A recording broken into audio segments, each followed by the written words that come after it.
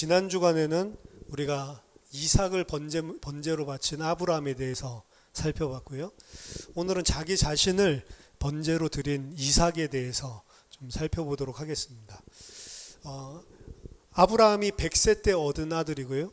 그리고 이 100세 때 얻은 아들이 지금 제가 지난주에 잠깐 말씀드렸지만 약 30세, 유대인들은 보통 우리나라는 그냥 청소년 10대 이렇게 이야기를 하는데 이미 장성한 이 30대 혹은 이제 사라가 죽었을 나이 당시로 따져서 37세 정도 되는 아주 노총각이죠.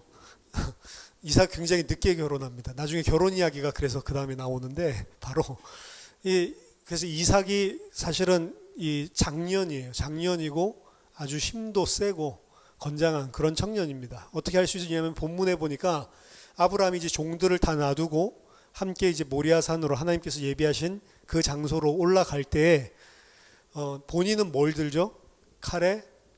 칼과 그 다음에 불 가벼운 거 들고요. 그리고 나무는 번제할 나무는 이삭이 지고 올라갔다라고 이야기를 합니다. 그 번제할 나무를 생각해 보세요. 나무가 어느 정도 필요할까요? 그냥 이거 바베큐 해 먹는 게 아니잖아요. 그렇죠? 그냥 번제할 양을 드린다 하더라도 뭐 어느 정도 그 나무가 필요한지 상상이 가는데 나중에 표현을 보면 번제단에 나무 위에다가 그 이삭을 이렇게 올려놨다라고 이야기를 하잖아요. 그러니까 그 짊어지고 가는 이게 엄청나게 많은 양의 나무입니다. 그러니까 그걸 짊어지고 그 산을 올라가려고 하면 뭐 등산을 뭐 자주 했는지 모르겠지만 엄청나게 사실은 건장한 청년이죠, 사실은. 그래서 요 이삭의 그 관점에서 보면 오늘 본문은 단순하게 아브라함만 순종을 한 게 아니고 이 이삭도 철저하게 순종하고 있는 모습들을 알 수가 있습니다. 그래서 아브라함과 이삭의 이야기입니다. 한 아버지와 그리고 100세 때 얻은 아들, 그리고 이제 자기는 137세, 130세 이렇게 굉장히 연로했고요. 자기와 100세 차이가 나는 아들, 이렇게 같이 올라가는 이런 장면이거든요. 따라서 이 건장한 장년인 이 이삭이 만약에 아브라함이 자기를 제물로 드리는 것을 거부했다면 사실은 일어나기가 힘든 사건이 오늘 사건인 걸 알 수가 있습니다. 창세기 22장 7절에 보니까 이삭이 아버지에게 물어보는 딱 한마디가 나오죠. 그 이후에 이삭은 아무 말도 하지 않아요. 이삭이 굉장히 과묵합니다. 그러니까 아버지가 이렇게 자기를 제물로 드리려고 할 때도 한마디도 하지 않는다고. 딱 한마디 한 게 22장 7절에 이삭이 그 아버지 아브라함에게 말하여 이르되 내 아버지여 하니 그가 이르되 내 아들아 내가 여기 있노라. 이삭이 이르되 불과 나무는 있거니와 번제할 어린 양은 어디 있습니까? 이게 이제 이삭이 처음이자 마지막으로 오늘 사건에서 하는 이야기란 말이에요. 그리고 나중에 여러분들 보시면 알겠지만 이삭의 이야기 보면 이삭 자체가 말이 별로 없는 사람이에요. 그렇죠? 그래서 결혼도 늦게 했고 아기도 늦게 낳습니다. 40세에 결혼하죠. 이 사건 다음에 결혼했는데 그때 40세였어요. 아주 노총각이었고 40세에 결혼한 것도 문제인데 애도 20년 지나서 낳죠. 60살 때 애를 낳는다. 40세 때 그 아내가 아이를 못 낳는다고 계속 막 바가지를 긁잖아요. 그랬더니 당신 때문에 아기가 안 생긴다고 당신을 갖다가 막 이렇게 하니까 내가 여호와 하나님이냐 이렇게 하더니 하나님께 그 기도를 하고 그 응답으로 쌍둥이를 야곱과 에서를 얻게 되는데 사실은 그 사이에 여호와 하나님께 기도하는 장면 잠깐 나오고는 그리고 하나님께서 그 이삭의 기도를 들으셨으므로 하나님께서 잉태하게 했단 말이에요. 근데 그 임신한 그 기간, 기도하고 응답받는 기간이 20년이잖아요, 20년. 근데 이삭이 그 20년을 기도했다, 요 한마디로 그냥 한 줄로 뛰어넘는다. 그러니까 이삭은 대단한 사람이에요, 사실은. 보통 사람이 아니죠. 말이 없고 과묵한 사람입니다. 근데 굳이 오늘 본문에는 이삭이 아버지에게 우리가 봤을 때는 이게 아버지가 뭐라고 할까 거기에 초점이 돼 있지만 이삭의 입장에서는 굳이 물어보지 않아도 될 그런 질문들을 던지고 있다고요. 요건 요 질문을 통해서 이삭에 대해서 한 가지 알 수 있는 게 있습니다. 오늘 이삭에 대해서 알 수 있는 게 거의 없어요. 근데 이 질문을 통해서 이삭에 대해서 알 수 있는 게 있어요. 일단 뭐냐면 이삭이 제사에 대해서 너무나 정확하게 잘 알고 있다는 겁니다. 제사에 대해서 모르면 그 질문을 할 수가 없는 거죠. 그래서 제사에 대해서 너무나 잘 알고 있었고 그 늘 드렸던 그 제사 속에서 지금 가장 중요한 요소가 빠졌기 때문에 의아해서 아버지께 물어보는 요 장면이거든요. 자, 이 이삭이 만약에 힘으로 아브라함과 겨뤘다, 힘으로 아브라함과 싸웠다 그러면 아브라함은 절대로 감당할 수가 없습니다. 근데 이 이삭을 번제로 드리기 위해서 번제단 나무 위에 올려놓고 그것을 제단에 쌓고 나무를 벌려놓고 29절에 그의 아들 이삭을 결박하여 제단 나무에 올려놨다라고 이야기를 하죠. 그 결박하여 강제로 결박 절대로 할 수가 없는 거죠. 그리고 묶을 때 왜 손을 묶으세요? 이런 말도 안 나오죠. 제단을 나무를 다 해놓고 번제가 없는데 자기를 지금 묶잖아요. 근데 이 묶다라고 하는 이 단어가 지금 그 아케다라고 하는 단어인데 아케다라고 하는 단어는 성경에서 딱 한 번만 쓰여요. 그래서 유대인들은 이 아케다 그러면은 뭐를 생각하냐면 그냥 이 이삭을 묶은 사건을 아케다라고 그래요, 그냥. 그래서 뭐 우리는 처음 들어보는 단어지만 그냥 유대인들 사이에서는 아케다 그러면 이삭 묶은 창세기 22장 그 사건 이렇게 이야기를 한단 말이에요. 그럼 묶는 거기에 되게 의미가 있죠. 제단에 번제를 드릴 때 그 짐승들의 발을 묶어가지고 사실 올려놓는다고. 그러니까 그 아버지가 갑자기 번제할 어린 양이 없는데 자기를 나무까지 다 세팅을 다 해놓고 나더니 묶으려고 했다. 그럼 이삭이 분명히 알았겠죠. 너를 번제로 드려야겠다라는 말을 하건 하지 않건 이삭은 나를 번제로 드리려는 거구나 분명히 알았겠죠. 그리고 아니나 다를까 묶더니 자기를 번제 나무 위에다가 올려놨다라고 이야기를 하죠. 자, 아브라함의 나이가 몇 살이라고? 137세 최장. 일단 100세 이상은 맞고 한 110세, 115세 이상은 맞는 거고 115세에서 한 137세까지 이렇게 레인지로 봤을 때 이 건장한 그 산을 갖다가 나무를 짊어지고 그것도 번제할 나무를 전체 짊어지고 혼자서 올라갔을 정도의 건장한 청년이란 말이에요. 이 청년을 묶어가지고 들어가지고 올려놨다? 가능하다고 보십니까? 할아버지 허리 뽀아집니다. 그렇게 하면. 올려놨다라고 본문은 이야기하지만 묶이는데도 그렇고 번제단 나무 위에 올라가는 것도 그렇고 누가 해요? 이삭이 자발적으로 하는 거예요. 이삭이 억지로 하는 게 아닙니다. 만약 하기 싫다면 아버지랑 뭐 몸싸움 하기는 좀 그렇잖아요. 튀면 아브람 절대로 못 쫓아온다니까. 그렇죠? 달리기 그렇게 빨리 달릴 수도 없고. 그러니까 아브람과 함께 올라가서 묶이는 장면, 그 장면도 그리고 자신이 번제단 나무 위에 올라가서 올려놓는 그 모든 장면들이 여기는 주체가 누구로 되어 있냐면 아브라함으로 되어 있지만 사실은 이 스토리를 조금만 연상해보면 아브라함이 올려놓고 아브라함이 묶은 게 아니고 이삭이 스스로 자기가 묶임을 당하고 이삭이 스스로 그 번제 나무 위에 올라가서 눕는 거예요. 이삭이 일반적인 청년들 같으면 어떻게 했겠습니까? 아버지가 이제 드디어 미쳤구나라고 생각하겠죠. 똥칠할 때가 됐구나. 벽에 똥칠한다더니 그 생각하겠죠. 도른 거잖아요. 자기 자신에게 아버지가 어렸을 때부터 언약에 대해서 설명을 한 번도 안 했을까요? 저 한 번도 안 한 정도가 아니고 귀에 박히도록 이야기를 했을 것 같아요. 자기가 바벨론에서 75세 때 나올 때부터 이야기부터 그리고 자신이 100세 때 그 사이에 얼마나 많은 일들이 있었고 그때마다 하나님이 어떻게 함께 하셨고 그렇게 해서 100세 때 진짜로 너를 하나님께서 나에게 주시는 요거를 그래서 너를 통해서 하나님이 큰 민족을 이루고 너를 통해서 모든 민족이 복을 받도록 하신다. 너가 그 언약이 있는 약속이 있는 자라고 너 태어나기 전부터 어머니는 경수가 끊어져서 더 이상 아이 낳지도 못하고 나도 100세가 돼서 늙어서 더 이상 자녀를 못 갖는 그때에 그래서 너는 아주 귀중한 아이고 이거는 하나님이 주신 것이지 우리들이 낳은 인간이 아니다. 너는 하나님이 위에서 우리에게 보내주신 언약을 이룰 자다라고 하는 거를 얼마나 많이 이야기했겠어요. 그리고 굉장히 그렇기 때문에 귀하게 키웠겠죠.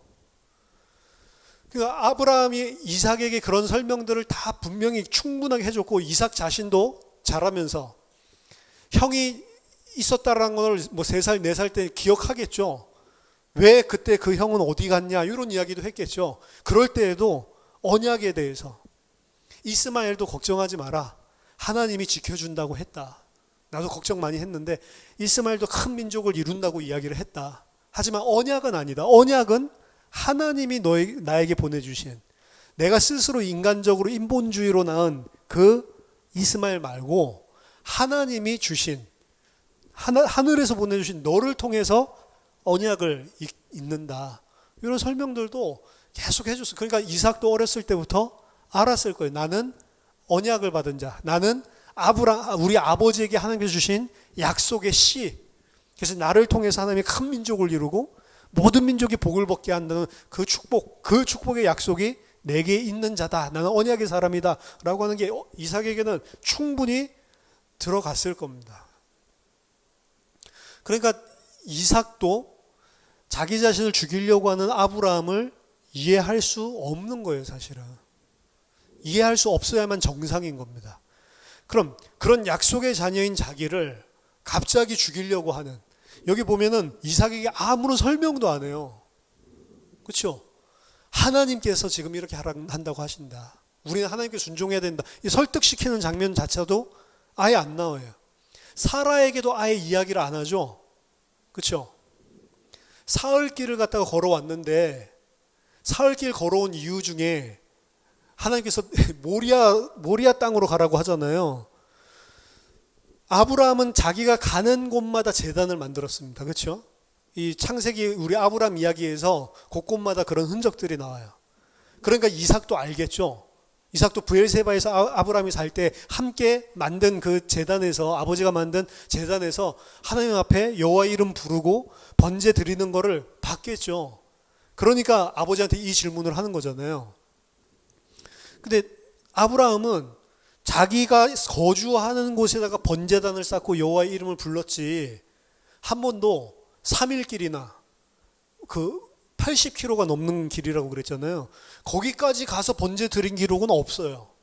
근데 오늘 하나님이 그렇게 하라고 명령을 하셨고 그 길을 같이 걸어가는 거잖아요. 그럼 왜 그렇게 하나님이 먼 곳에 가서 하라고 할까? 물론 그게 이제 예루살렘이고 결국에 그곳에 이제 성전이 세워지고 참 성전인 예수 그리스도가 오셔서 십자가에서 죽으실 그 장소기 때문에 우리는 뭐 다 알고 있지만 신약에 근데 뭐 구약 읽는 사람은 왜 굳이 그 땅까지 가서 하라고 그러지? 뭐 아무 데서나 드려도 하나님 들으실 수 있는데 이렇게 생각을 했을 거 아니에요. 그래서 그 이유를 뭐라고 생각을 하냐면 사라 때문에. 사라가 알면 큰일 나니까. 사라가 어떤 사람이죠? 독한 여자. 그렇죠? 독한 여자잖아요. 사라가 만약에 아브라함이 하나님께서 지금 앞에 이야기들을 설명을 쭉 드렸지만 사라는 아직 안 바뀌었다고 그랬죠. 아브라함 바뀐 것들만 이야기를 하고 사라는 계속해서 안 바뀐 이런 악독한 이런 독한 여자처럼 계속 등장을 한단 말이에요. 근데 만약에 하나님께서 번제로 드리라고 한다 그러면 어떻게 해요? 아브라함 맞아 죽죠. 말 못하는 거예요. 나이 들수록 여자가 남성 호르몬이 많이 나오고 남자는 여성 호르몬이 많이 나와서 진다고요. 싸움으로도 져. 밥 안 해주는 거 둘째 치고. 그러니까 이 사라 때문에 사라 연고로 하나님께서 멀리 보냈다. 이렇게 해석하는 사람들도 많단 말이에요. 유대 전통에도 그렇고 그리고 실제 지금 주석가들도 그런 사람들이 있고 그 정도로 사라가 강하단 말이에요. 열방의 어미잖아요. 열국의 어미. 사라에게도 말을 안 했을 거고 두 종에도 이야기를 안 했고 아들에게도 그 이야기를 안 했어요. 단 아들은 마지막 순간에 자기를 나무까지 딱 다 세팅해놓고 하나님이 준비해놨다라고 하더니 자기를 묶는 장면에서 딱 눈치를 챘겠죠. 그렇죠? 자기를 묶는 장면에서 눈치를 챘는데 순순하게 거기에 순종을 하는 거예요. 이 이삭의 모습은. 그리고 그 번제 나무 위로 아브라함이 올려놓을 힘은 없습니다. 자기가 올라가는 거예요. 아, 나를 번제로 드리려고 하는 거구나. 어떻게 여러분 이렇게 할 수가 있죠? 여러분이 이삭의 입장으로 바꿔놓고 생각을 해보세요. 꾸부랑탱이 할아버지, 아버지가 그렇게 아끼고 그렇게 언약을 설명해주고 그렇게 하나님께서 너를 통해서 큰 민족을 이루고 앞으로 너를 통해서 큰 일을 하나님께서 이루시려고 계획 중이다. 아브라함 뭐 구속 역사 이런 건 모르지만 하나님 복 주신다고 했다. 이렇게 애지중지 키워왔던 그 사랑하는 아들을 아무 말 없이 번제로 드리려고 그래. 그런데 그 앞에서 아무런 저항도 하지 않고 묶으라고 손 내밀어주고 다리 내밀어주고 자기 자신이 번제단 위로 올라가서 들어 눕는 형국이란 말이에요. 그렇죠? 어떤 핑계도 되지 않고 아브라함이 자기를 죽이려고 하는 것을 피하지도 않고 그대로 순종하는 완전히 순둥이죠. 그 나이도 많은 그런 어른인데 이게 지금 이삭의 모습을 창세기 22장에서 표면적으로 보여주고 있는 것입니다. 그럼 왜 이삭이 이렇게 했을까? 어떻게 이삭이 온전한 이런 순종의 모습을 보일 수 있냐라고 하는 것입니다. 가장 키고 가장 핵심이 사실은 아브라함에게 있는 거예요. 창세기 21장의 이삭의 출생으로 말미암아서 아브라함이 완전히 뒤바뀌어 버립니다. 그렇죠? 이삭의 출생이 일어났을 때 기쁜 일이 일어나도 들뜨지도 않고 그 다음에 이스마엘을 내보내는 그런 너무나 큰 고통의 시간표가 왔는데도 하나님께 기도하고 하나님이 주시는 딱 응답, 말씀 받자마자 곧바로 평안해지고 기쁜 일이든 좋은 일이든 그 속에서 미동을 안 하는 거예요. 아브라함이 온전히 하나님을 믿는 믿음의 사람으로 완전히 탈바꿈하게 된 사건이 21장의 이야기입니다. 이삭이 출생한 것 때문에만 그런 게 아니고 이제 어려운 일이 생겨도 하나님이 그 속에서도 함께하는 거예요. 그러니까 이 아브라함의 모습을 쳐다본 불신자 아비멜렉의 고백이 네가 무슨 일을 하든지 그 속에 하나님이 함께하는구나 라는 사실을 봤단 말이죠. 아브라함이 그 사람이 된 겁니다. 아비멜렉만 바뀌었어요? 아니죠. 저는 이삭이 40년 가까이를 살아오면서 아브라함이 어떤 사람인지, 아브라함 속에 하나님이 어떻게 함께하고 아브라함이 어떤 믿음을 가지고 살아가는 사람인지 아버지의 삶을 통해서 많은 것들을 보고 성장을 했다라고 생각을 합니다. 어떻게 이 번제할 어린 양이 없습니까? 왜 어떻게 알겠죠? 아버지가 계속 드리고 있는 그 번제, 예배를 통해서 너무 이 제사에 대해서도 잘 알고 있고 아버지가 하나님을 신뢰하는데 좋은 일에만 신뢰하는 게 아니고 나쁜 일이 일어나도 신뢰하고 그 어떤 거에도 흔들리지 않는단 말이에요. 그런 모습을 어려서부터 많은 체험들을 하고 왔단 말이에요. 그 아버지는 하나님의 말씀이면 상황과 환경 그 어떤 것들이 말씀을 반대하는 것 같다 하더라도 아버지는 말씀에 순종하고 믿고 하나님을 신뢰하고 그런 모습을 어려서부터 계속 봐왔기 때문에 결국 지금 아브라함이 오늘 창세기 22장의 순종의 모습을 보여주잖아요. 22장의 포커스는 사실은 아브라함의 순종이잖아요. 근데 아브라함 말고 이삭의 관점에서 봐도 아브라함 못지않은 순종을 이삭이 아브라함과 똑같이 지금 하고 있는 모습을 보여주고 있는 겁니다. 그렇죠? 왜 그러냐? 핵심적인 키는 아브라함이랑 같이 자랐기 때문에. 창세기 21장 이후에 아브라함과 함께 자랐기 때문에. 만약에 창세기 12장에 아브라함 자녀 줘가지고 태어났다. 절대로 이렇게 안 되는 거죠. 그렇죠? 절대로 이렇게 될 수가 없습니다. 창세기 21장에서 아브라함이 완전히 바뀌고 나서 그때 태어났기 때문에 얘는 자라면서 어떤 영향을 받아요? 하나님의 언약, 하나님을 절대적으로 순종하고 절대적으로 신뢰하는 믿음. 우리 아버지가 믿음의 사람이고 우리 아버지가 하나님의 말씀에 모든 것을 거는 사람이고 우리 아버지가 하는 모든 일들 속에 하나님이 진짜로 함께 하는구나 라고 하는 거 어려서부터 이삭이 본 거예요. 그러니까 아버지가 순종하는 것처럼 아들도 순종하는 거예요. 부전자전. 그렇죠? 나중에 아내 팔아먹는 것까지 부전자전인데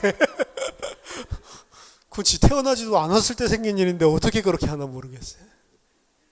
근데 유전자 속에 조금 기억인자가 있는 것 같더라고요. 그치? 어렸을 때 하던 거를 갖다가 막 자녀가 똑같이 하더라. 가르쳐 주지도 않아도 약간 기억 유전자 이런 게 있나 보다 이런 생각을 하는데 어쨌든 이삭은 태어나면서부터 누구의 영향을 받고 자랐냐면 믿음의 사람이 돼 있는 아브라함.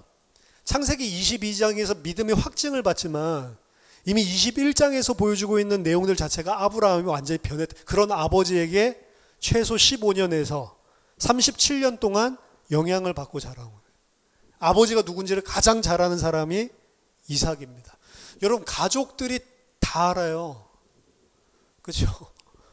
밖에 나와서 뭐라고 하든 밖에 나와서 어떤 가면을 쓰고 다니든 가족들은 압니다. 특히 신앙 그래요. 그래서 목사님들 가정 가운데 자녀들이 믿음 없는 경우가 허다한 거예요. 왜 그러죠? 믿음 이렇게 해놓고 집에서는 믿음 아니니까. 그렇죠? 우리 세상을 갖다가 다 버리고 놓고 저 위에 것을 바라야 됩니다 라고 이야기해놓고 집에 가면 세상 거 붙잡고 막 사. 만약 그렇게 이중적인 삶을 산다면 그 아이는 계속해서 불신앙의 영역. 아버지가 말하면 강단에서 말하면 아유 또 구라친다. 또 거짓말한다. 그러겠죠. 강단에서 하는 말이 실제 삶 속에서 일치되는 그런 삶. 우리가 완전할 수는 없죠. 한데 중심이라는 게 있잖아요. 뭐 아브람도 그렇게 완전하진 않았지만 중심이라는 게 있을 거 아니에요. 아브람도 연약한 사람인데 완전히 성화된 건 아니죠. 아직 성화되게 나가는 과정인데 근데 그 중심 속에 뭐가 있는지를 이삭은 봤단 말이에요. 이게 말로 설명해주고 말로 주입식 교육을 해주는 게 아니고 삶 속에서 전달되는 것입니다. 믿음이. 그래서 저희 교회에 지금 기도 제목들이 나와 있지만 우리 아이들을 갖다가 믿음으로 잘 교육시킬 수 있는 시스템을 놓고 기도를 하고 그런 것들이 잘 세워지고 교사도 세워지고 앞으로 좀 헌신할 수 있는 말씀으로 이들을 양육할 수 있는 이런 분들이 좀 일어서고 이러면 그런 거 하면 좋죠. 헌신할 게 되게 많아요. 그렇게 하면 본인 예배도 손해를 봐야 되고 근데 그런 부분들을 헌신하면서 아이들을 키우는 그 필요하겠죠. 필요한데 저도 이제 교육부서들을 전도사 때부터 교육전도사 때부터 많이 맡아서 해봤지만 절대로 주일학교 예배에 와가지고 1시간도 안 되는 예배거든요. 저 중고등부를 했었지만 일주일 내내 세상 속에서 내내 가정 속에서 있다가 주일학교에 와서 자기네들 나이대에 맞는 예배, 자기네들 나이대에 맞는 설교 그거 1시간 딱 듣고 공과 공부 그거 한 20분 딱 하고 가죠. 그거로 이 아이가 믿음의 사람으로 성장한다고 생각하세요? 착각입니다. 착각. 믿음은 어디서 영향받는 거냐면 집에서 영향받는 거예요. 부모님들은 우리 자녀들을 잘 가르쳐주는 시스템을 원합니다. 그게 있으면 좋아요. 그리고 그 궁극적으로 있어야죠. 교회가 그게. 근데 그거 가지고 믿음의 영향을 받는 건 아니라는 거예요. 집에서 불신앙의 말을 하고 집에서 세상에 쩔어 있고 집에서 이 아이의 미래를 세상 쪽으로 계속 디렉션을 주고 있는데 그 와가지고 말씀 20분, 어린아이 같은 경우에 말씀 15분 교회 와서 듣는 그게 이 아이의 인생과 믿음을 뒤바꿔 놓는다고요?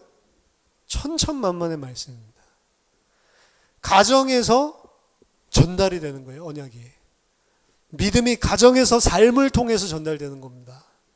뭘 아이가 느껴야 되냐면, 아, 진짜 우리 부모님은 하나님 살아계시다고 믿는구나. 아, 진짜 우리 부모님이 섬기는 저 하나님이 진짜로 만유를 다스리는 하나님이 맞구나. 요거를 가정 속에서 느껴야 된다니까. 그러니까 저희는 어렸을 때부터 철저하게 기독교 집안에서 자라지만 믿음이 안 생겼어요, 저는.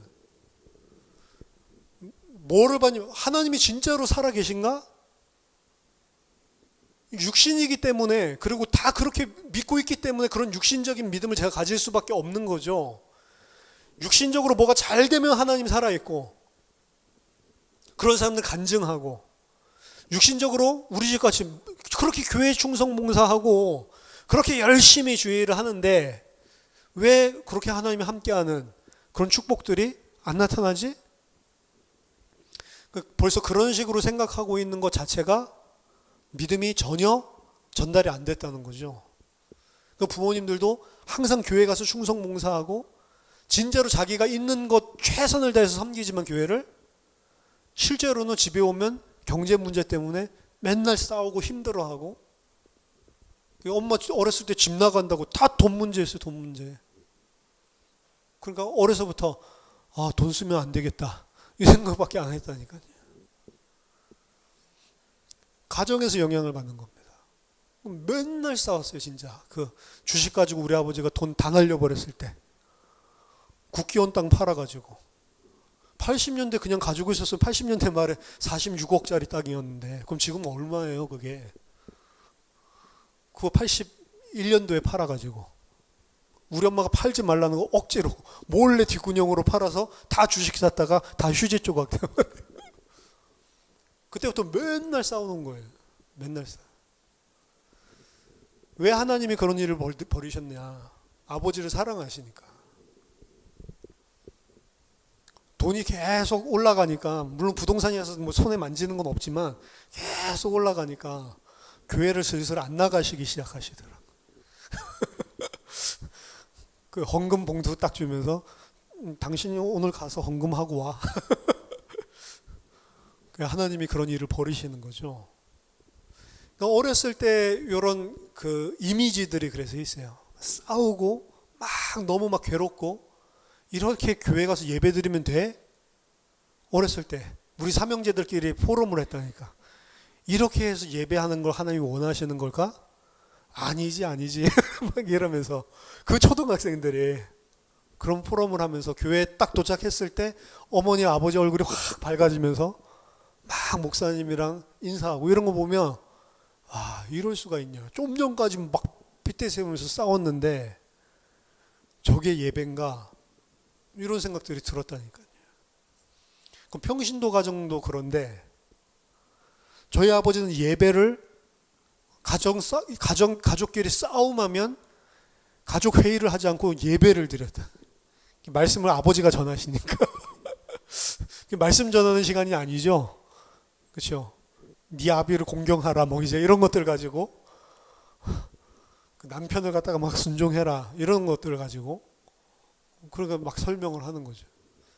그러니까 그 싸우고 난 다음에 막 집안에 문제 터지고 난 다음에 예배 드리자고 하면은 나중에는 우리가 막 달라들었다니까. 이렇게 해가지고 무슨 예배가 돼요? 막 이러면서 그러다가 아버지한테 더 두들겨 맞고 이래야지 이럴수록 예배를 드려야지. 맞는 말인데 예배가 되겠어요? 끝나고 나면은 일단 아버지 말씀으로 다 잠재워 놓고 가득 품은 불만을 안고 각자 방으로 돌아가고 삼형제들은 막 또 포럼하고 이건 아니다. 믿음이 전달된다고 생각하십니까? 아니에요. 아버지가 그럼 믿음이 없냐? 아니, 믿음이 있는 부분은 전달이 돼요. 근데 아브라함이 가지고 있는 전적인 믿음의 모습, 이런 모습은 이삭에게 전달되는 이런 일들은 안 일어나죠. 보통은 믿음이 영향 주는 것보다 불신앙이 영향 주는 게 훨씬 빠릅니다. 왜 그러죠? 우리는 그거 체질이니까. 그게 너무나 잘 맞거든. 안 그래도 하나님 잘 안 믿어지는데. 그렇죠? 그러니까 하나님이 100세 때 주시면서 아브라함 먼저 뒤집으면 왜? 이삭에게 전달돼야 되니까. 부모님이 가지고 있는 믿음을 자식에게 전달하는 게 어렵다라고 이야기하는데 그 어려운 이유는 하나예요. 왜? 부모님이 믿음이 그만큼 없어서 그런 거예요. 전달할 수 있는 방법은 하나밖에 없습니다. 내가 하나님의 백성이 되면 돼요. 내가 하나님의 백성이 되면 자녀에게 전달됩니다. 근데 내가 하나님의 백성인 것 같이 하다가도 결정적인 순간에 또 불신앙의 모습을 보여주죠. 그럼 뭐가 더 영향력이 파워풀하다고요? 불신앙의 영향력이 더 파워풀하다니까. 그래, 엄마도 별 수 없지. 그래, 뭐 아빠도 별 수 없지. 이렇게 나오는 거예요. 그럼 믿음 있는 척 하더니 나랑 똑같네. 그게 영향력이 훨씬 빠르다니까. 왜? 자기를 합리화시키는 거니까. 그렇죠? 그래서 말로 전달하는 게 아니고 부모와 자식 간의 관계의 믿음의 전달은 내 믿음이 전달되는 거예요, 그냥. 막 잘 설명하려고 할 필요도 없습니다, 사실은. 내가 믿으면 그것만큼 하나님이 택하신 자고 하나님이 은혜 주실 때라면 그것만큼 전달되는 거예요, 사실은. 그러면 너무 쉽잖아요. 얘를 막 뒤바꾸려고 하는 게 아니라 내가 하나님 앞에 서면 되는 거니까. 가장 쉽죠. 늘 보면은 이 성경에 보면 아브라함, 이삭, 야곱, 요셉 지금 4세대 3번 언약의 사람이 한 가문에 출생을 하게 됐잖아요. 그것도 한 가문에 이런 언약의 사람이 출생하는데 그냥 언약의 사람이 아니죠. 아브라함 수준으로 믿음을 다 장성하게 만들어 놨단 말이에요. 하나님이. 야곱도 그렇고 요셉도 그렇고. 그렇죠? 하나님께서 이렇게 쫙 세워 놓으시는데 그 4대 정도 세워지고 나니까 요셉 통해서 여호와가 하나님인 사실이 온 애굽 땅과 그리고 쌀 파는 모든 각국 세계 나라로 저 요셉의 하나님이 여호와 하나님이 진짜 하나님이다라는 사실들이 전파가 된단 말이죠. 딱 4대. 4대만 잘하면 우리나라에 보통 초창기에 예수 믿은 집안이 지금 기독교 집안으로 쳤을 때 몇 세대까지 내려왔냐? 한 4, 5세대까지 내려왔어요. 그러니까 할아버지 때부터 믿으면 3세대인 거고 그 위에 때부터 믿으면 4세대, 5세대까지 있다고 지금.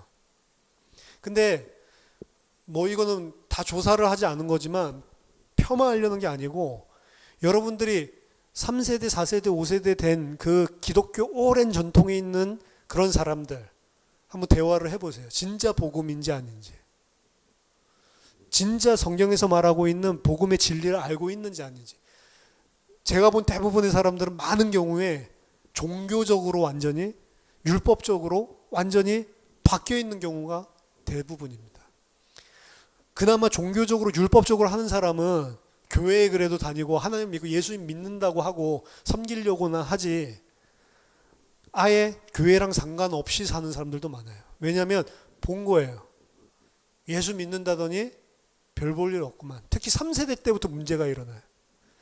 1세대는 완전 불신자였다가 은혜를 줘가지고 완전 기독교로 바뀐 거잖아요. 그러니까 1세대는 다르다고 뭐가 있어요. 부름, 콜링을 받는 뭔가가 있다고. 그러니까 1세대 제일 뜨거운데 2세대는 아버지가 종교를 전향하면서 함께 교회로 따라온 케이스잖아요. 그 은혜 때문에 온 게 아니고 아버지 따라온 거예요. 가족. 이런 케이스이기 때문에 2세대는 종교적으로 될 가능성들이 농후하다고요.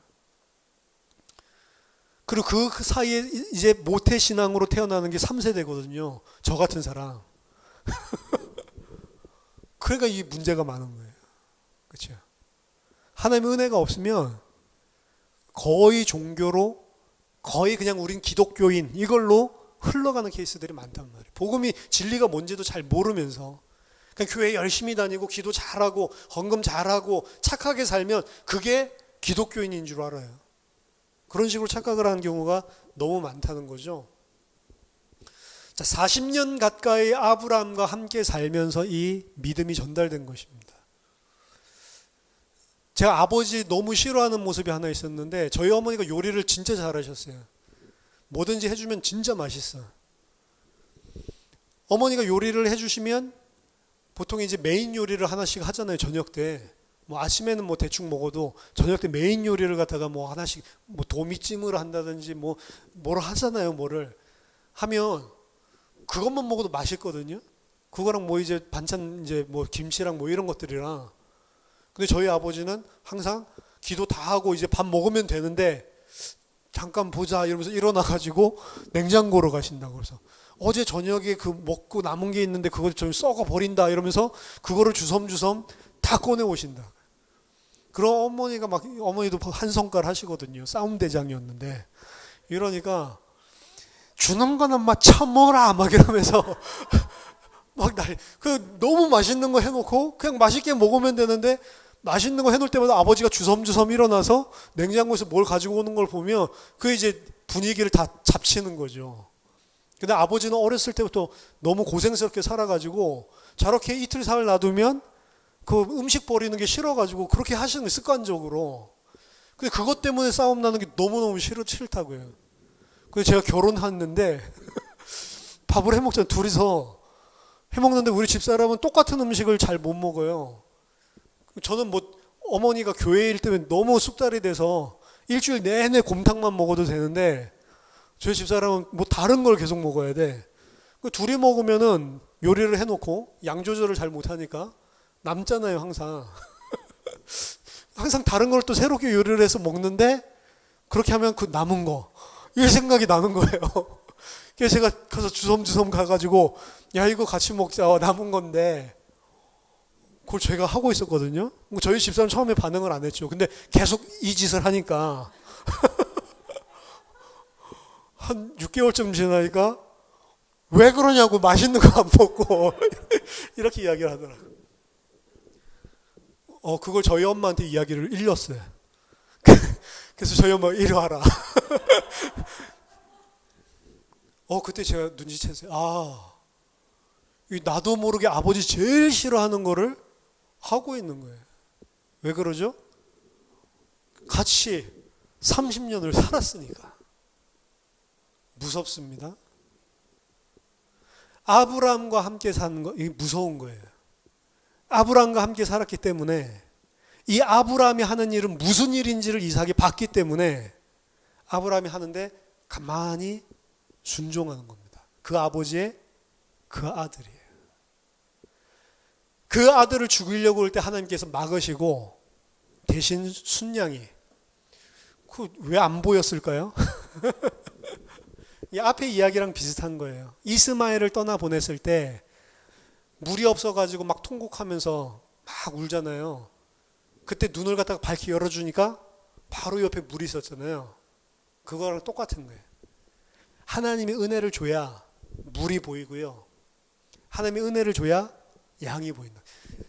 은혜를 줘야 물도 생명이고요. 구원에 관한 것이고 하나님이 눈을 열어줘야 순양이 보인다. 이것도 생명이에요. 구원에 관한 것입니다.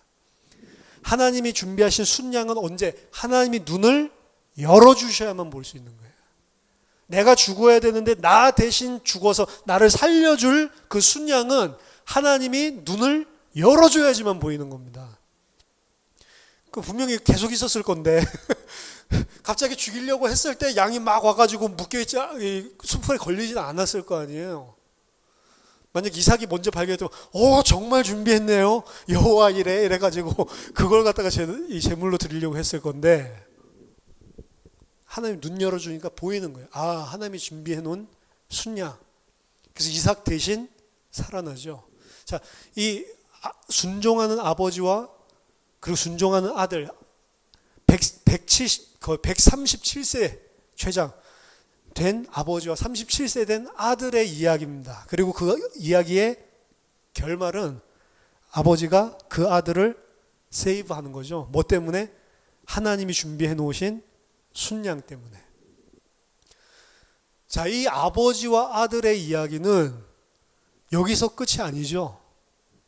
신약 성경에 이 아버지와 아들 이야기의 실체가 드러난 겁니다. 아버지는 하나님 아버지고 아들은 예수 그리스도.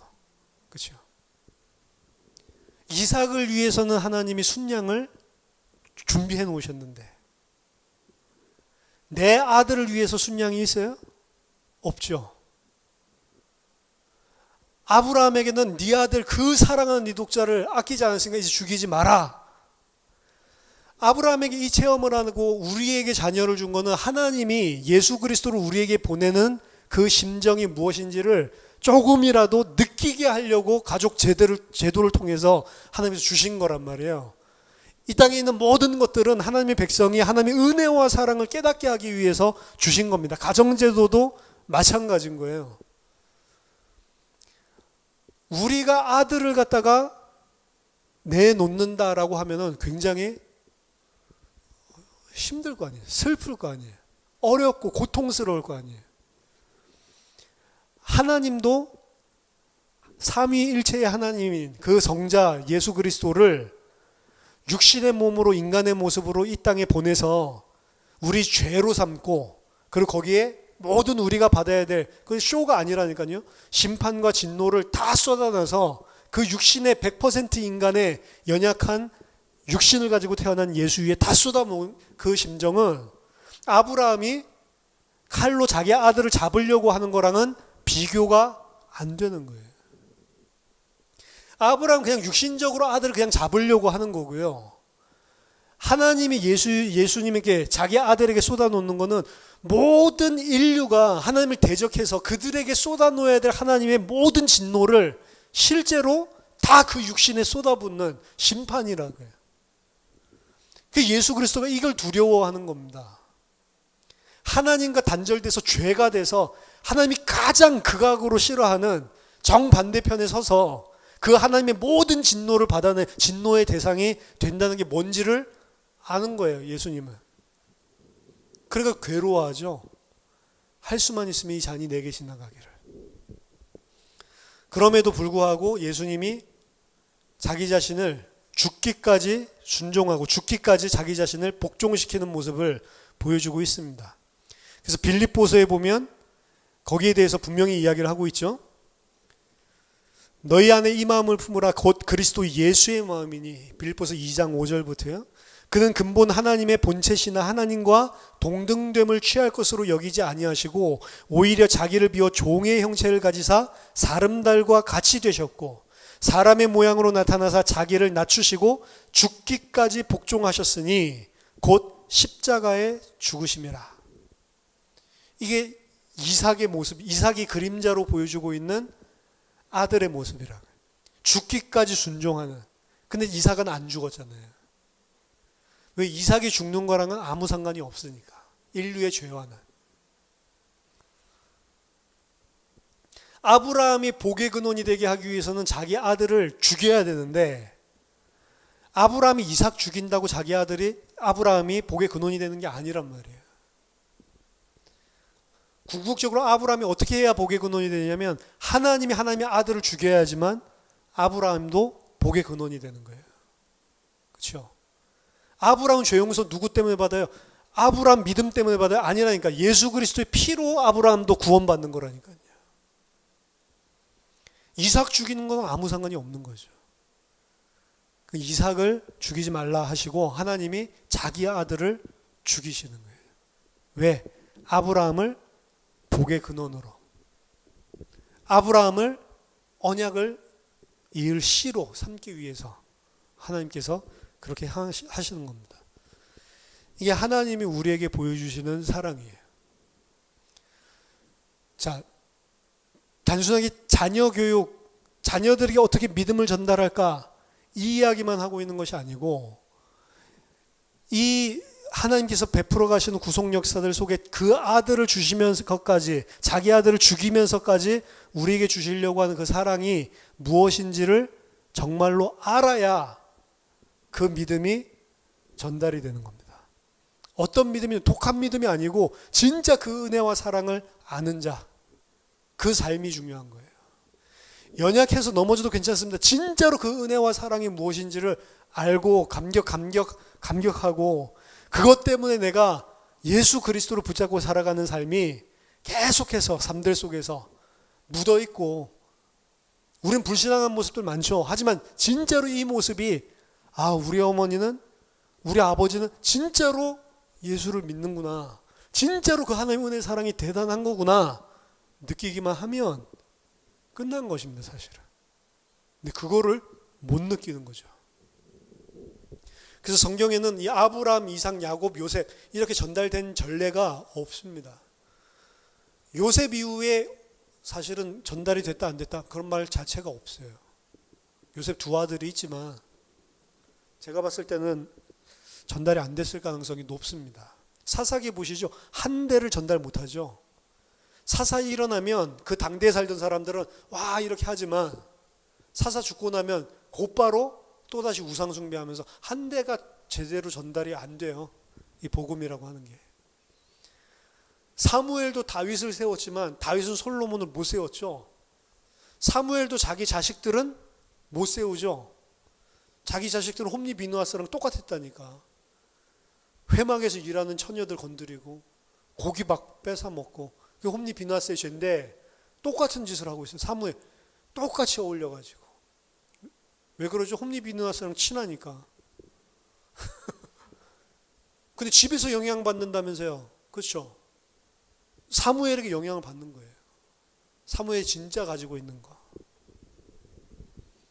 사무엘 좋은 모습만 있는 게 아니고 진짜 가지고 있는 거를 성경은 보여주잖아요. 백성들이 하나님 왕 말고 우리 왕을 세워주세요라고 했을 때 사무엘이 섭섭해했다니까. 앞에서는 여호와가 왕인데 우리가 무슨 왕이 필요하냐라고 사람들을 꾸짖고 돌아왔는데 집에서는 어떻게 하고 있었어요? 낙심하고 상심해 있었다. 왜? 그때까지 왕, 제사장, 선지자 역할을 세 개를 동시에 다 사무엘이 하고 있었거든. 재정일치의 사회였단 말이에요. 근데 그거 싫다는 거예요. 하나님 싫다라고 이야기했지만 사실 사무엘 너로 안 된다는 겁니다. 백성들 이야기는. 너는 그냥 제사하고 선지자 일하고 우리는 왕 세워야 되겠다. 그러니까 사무엘이 와서 낙심하고 있을 때 하나님이 사무엘아, 너를 싫다고 한 게 아니고 나를 싫다고 한 거야. 낙심하지 마라. 이렇게 이야기를 하는 거예요. 왜 그 이야기를 굳이 하시냐고. 작은 거 같죠? 근데 전달이 안 됩니다, 사실은. 그래서 거의 1대 전달이 안 돼요. 특히 가정 안에서는. 왜 그러죠? 부전자전, 보고 배우는 거예요.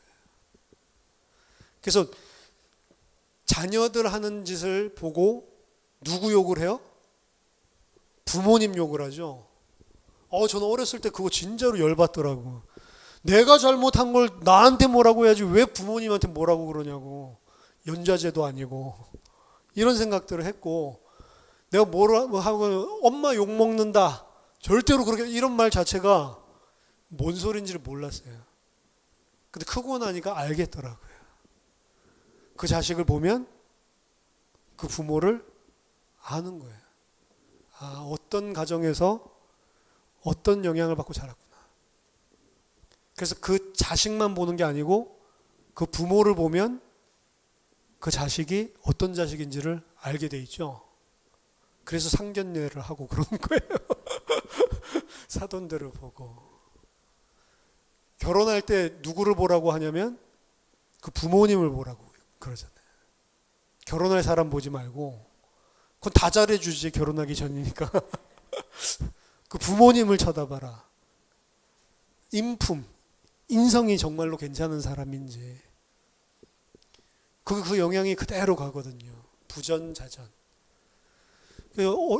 그 어른들이 한 말이 진짜로 다 진리. 왜냐면 오랫동안 살아오면서 이게 체득이 돼가지고 나오는 거예요. 거짓이 하나도 없더라고요. 잘 새겨 들으면, 물론 맨날 두들겨 맞고 살면서도 남편 때문에 그 안에서도 하나님이 이런 환경 속에서 믿음을 자라게 해줄 수 있지만 그래도 행복하게 사랑받고 살면서 그러면서 신앙생활하면 얼마나 좋아요. 그렇죠? 근데 그렇게 안 하죠.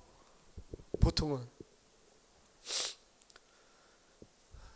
이삭의 믿음은 아브라함에게서 온 것입니다. 근데 하나님께서 이것을 보여주시는 그 이삭의 모습을 보여주시는 더 깊은 의미는 예수 그리스도의 순종을 보여주는 거예요. 예수님이 십자가를 거부할 능력이 있습니까? 없습니까? 있어요. 예수님은 인성만 가진 게 아니고 100% 신성을 가지고 있다니까. 근데 복종한 거예요. 자기를 비워서 십자가에 죽기까지 복종을 한 거예요.